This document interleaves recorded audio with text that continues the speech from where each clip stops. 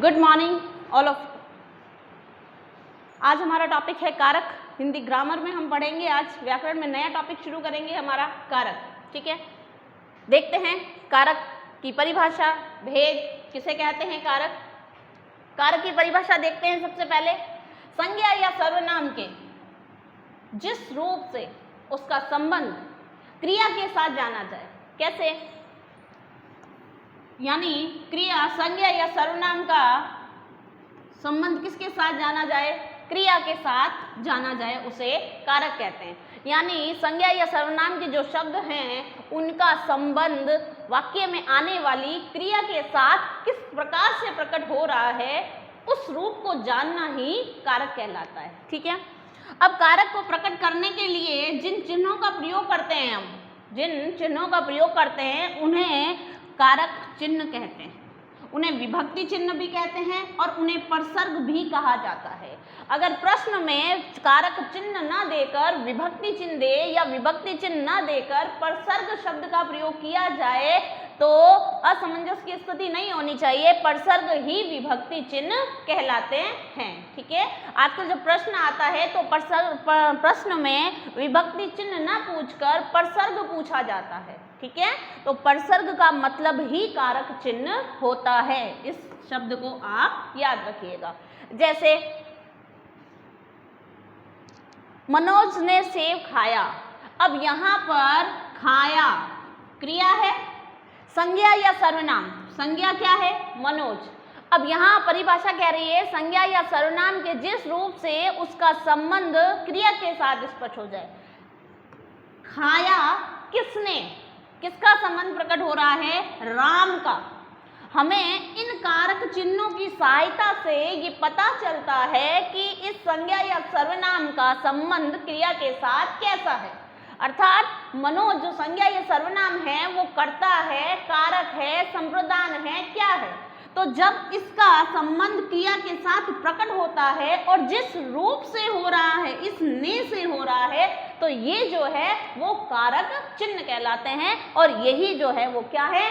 कारक है। इसी रूप को समझना व्याकरण में कारक कहलाता है। क्लियर? तोता पेड़ पर बैठा है। अब बैठने की क्रिया जो है संज्ञा या सर्वनाम से इसका संबंध स्पष्ट हो रहा है, इसलिए ये क्या है? कारक है। क्लियर? यहाँ तक डेफिनेशन क्लियर हो गई आपको कारक की। परसर्ग किसे कहते हैं वो भी क्लियर है। ठीक है, अब कारक के देखते हैं हम भेद और कारक के उदाहरण। कारक के भेद हैं, देखिए आपको जो है पीडीएफ इसकी मिल जाएगी। आपको यही आपको नोटबुक में करना है, ऐसा ही आपको ड्रॉ करना है। कारक के प्रकार, कर्म कर्ता कारक शुरू यहाँ से देखो। कर्ता कारक, कर्ता नंबर 1, कर्म कारक, करण कारक, संप्रदान कारक, अपादान कारक, संबंध कारक, अधिकरण कारक और संबोधन कारक। अर्थात कारक के कितने भेद हुए? 8 भेद। कारक के कितने भेद हुए? 8, और 8 नाम आपको याद होने चाहिए। क्लियर है? नेक्स्ट आगे बढ़ते हैं। इनका जो है वो चिन्ह क्या होते हैं, क्या परसर्ग होते हैं, उनको समझते हैं। देखो कर्ता ने, ठीक है, ये सारणी आपको याद हो गई तो सारा कारक आपको समझ में आ जाएगा। क्लियर? कर्ता ने कर्म को करण से के द्वारा, संप्रदान को के लिए हेतु, कारण है संप्रदान के लिए, अपादान से अलग होने के अर्थ में। ठीक है, जहाँ अलग होने का भाव, इसको हम जब परिभाषा पढ़ेंगे तो और डीपली पढ़ेंगे। संबंध का के की रिलेशन बताता है, अधिकरण में पर अंदर या ऊपर का भाव बताता है, संबोधन है अरे ए ओ हाय, इस तरह के विस्मयादि बोधक वाले चिन्ह जो हैं वो संबोधन कारक में आते हैं। तो ये हुई आपकी परसर्ग यानी विभक्ति चिन्ह की सारणी। नेक्स्ट आगे देखते हैं। देखो कारक, अब हम एक एक कारक को अच्छे से समझते हैं। ठीक है, पहला क्या है?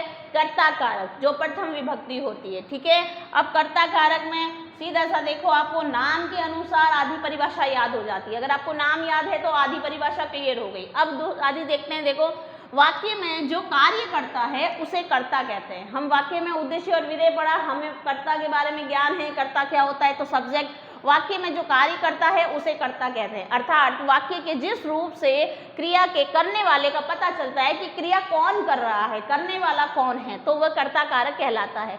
और इस कर्ता कारक की जो विभक्ति चिन्ह होता है वो ने होता है। अभी विभक्ति चिन्ह हमने पढ़े थे। ने विभक्ति का प्रयोग भूतकाल की क्रिया के लिए किया जाता है। यहाँ आपको एक चीज याद रखनी है, ने विभक्ति चिन्ह जब आएगा तो वो भूतकाल का वाक्य बनेगा। उदाहरण देखो, समझते हैं। रमेश ने आम खाया, रमेश ने आम खाया। अब आम खाया यानी ये क्रिया किसकी हो गई, भूतकाल की क्रिया हो गई।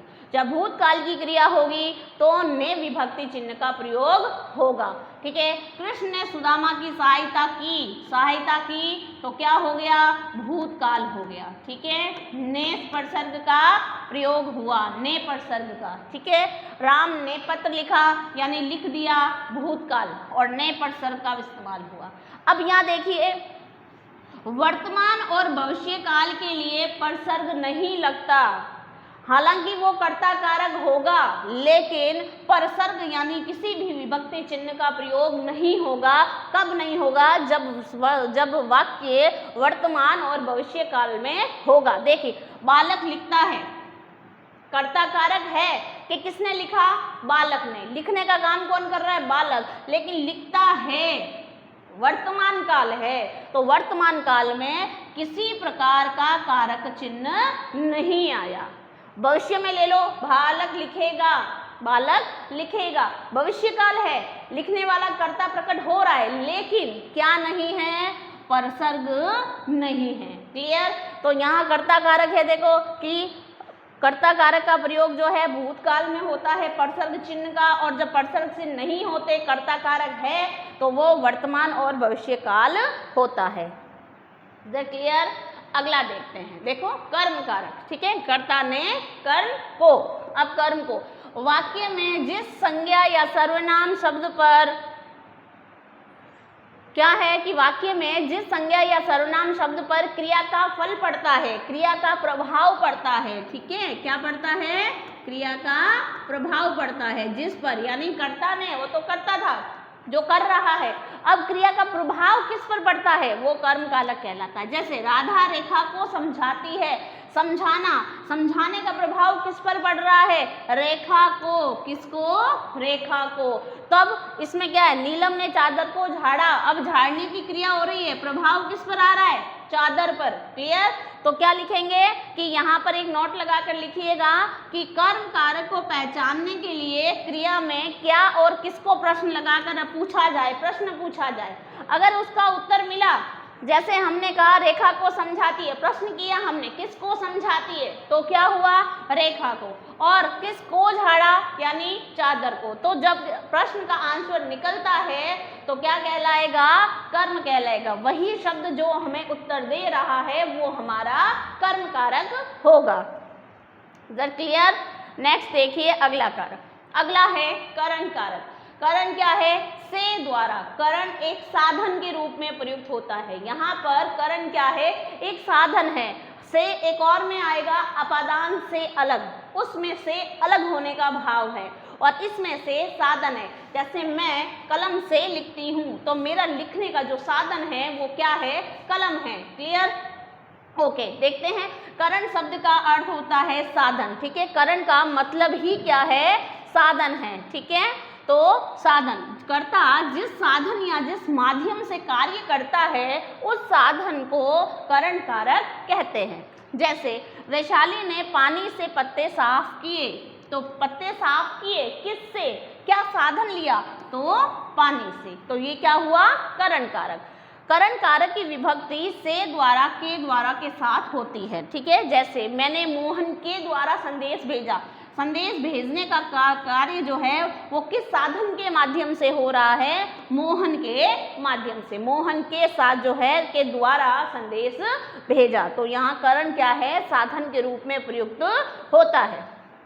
करण कारक के बाद देखते हैं संप्रदान कारक। संप्रदान कारक क्या है, विभक्ति चिन्ह के लिए और को।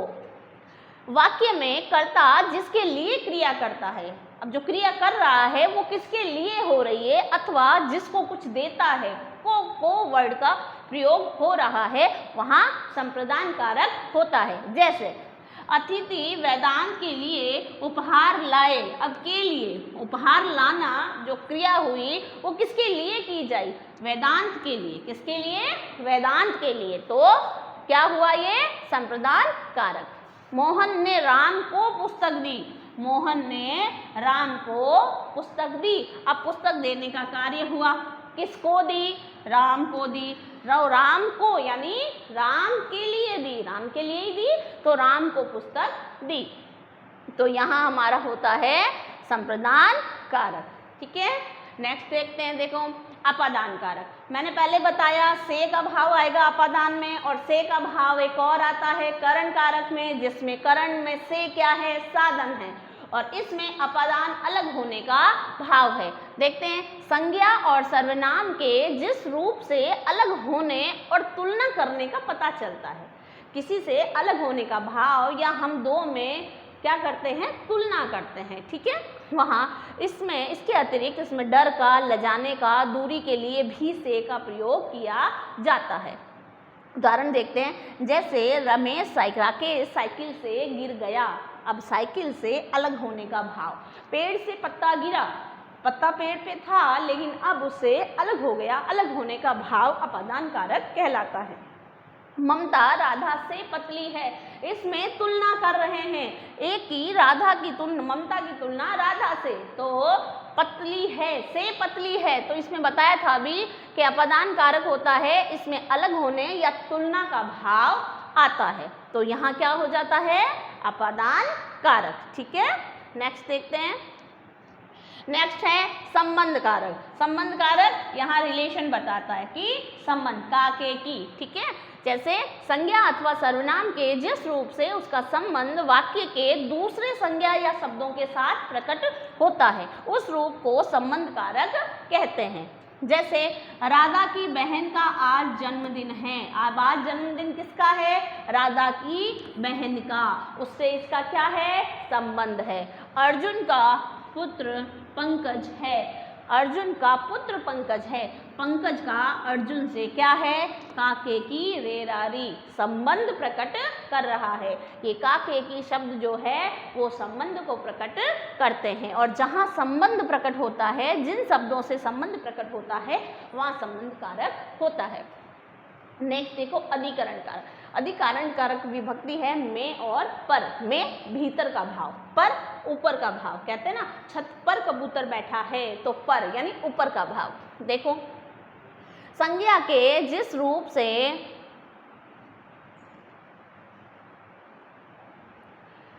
संज्ञा के जिस रूप से क्रिया के आधार, समय और स्थान आदि का पता चलता है उसे अधिकरण कारक कहते हैं। समझिए, देखो बिल्ली छत पर बैठी है, वही छत पर ऊपर का भाव प्रकट हो रहा है, और खीर में चीनी डालो, खीर के अंदर जो है वो क्या डालनी है, चीनी डालनी है, तो यहाँ भीतर का भाव प्रकट हो रहा है और यहाँ ऊपर का भाव प्रकट हो रहा है, तो ये हमारा अधिकरण कारक। लास्ट है हमारा कौन सा कारक, संबोधन कारक। संबोधन है, अरे संबोधन करते हैं, आप सभी जानते हैं संबोधित करना किसी को, तो जिन संज्ञा शब्दों का प्रयोग संबोधन के रूप में बुलाने या पुकारने के लिए किया जाता है, कहते हैं ना अरे तुम कब आए, हे लड़के इधर आओ, तो ये बुलाने का भाव, पुकारने का भाव संबोधन कहलाता है। हे भगवान, ये जो सेंटेंस हमने वाक्य में पढ़े थे, ठीक है, विस्मयादि बोधक है ना, हे भगवान इस बच्चे की रक्षा करो, तो हम भगवान से संबोधन कर रहे हैं कि हे भगवान इस बच्चे की रक्षा करो, तो कौन सा है यहाँ पे कारक, संबोधन कारक। अरे तुम कब आए, ये भी क्या हुआ, संबोधन कारक, यानी ये भी हम उससे कह रहे हैं कि अरे हमें आश्चर्य हो रहा है, अरे तुम कब आए, तो इस तरह के वाक्य क्या कहलाएंगे, संबोधन कारक। तो यहाँ हमारा कारक का चैप्टर जो है आज से समाप्त होता है। इसी को आप PDF जो आपको प्रोवाइड करवाई जाएगी उसके अनुसार आपको अपनी नोटबुक में लिखना है। हैव